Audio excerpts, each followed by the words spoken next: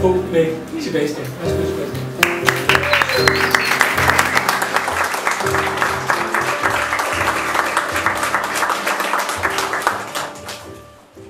Er det okay? Sagde hun og stoppede op på sin cykel. Jeg hørte hendes lidt hæse og uskyldige stemme gennem natten. Ja, ja, smilede jeg. Jamen, du går jo midt ud på vejen, sagde hun. Hvordan kunne en sjælden sjæl som hende vide, at jeg elsker at gå midt ud på vejen?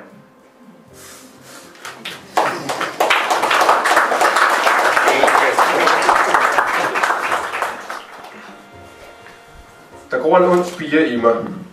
Jeg tror selv, jeg har plantet den. Jeg betragter den tit efterhånden. Giver den lige vand nok. Rør lidt ved den. Selvom jeg brænder fingrene hver gang. Arne er begyndt at vise sig på kroppen og i sindet mest. Som om jeg ikke styrer det selv længere. Blevet eller ladet mig blive overladt til tilfældighedernes kræfter. Nørrebro kan gøre med mig, hvad hun ville.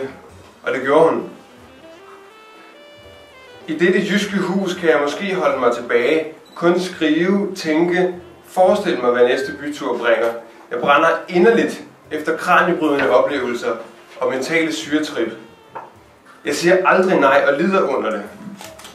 Spenderer gerne timer på et terningespil med en smuk pige, alle ved, at ingen får med hjem.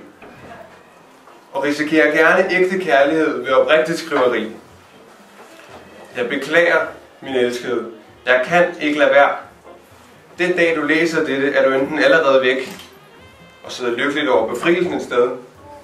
Ellers er dette usle, men hudløst ærlige digt det, der får dig til at slutte kampen med en, der var der værdig i kærlighed, men aldrig i fælles ambition om troskab og evigt sammenhold.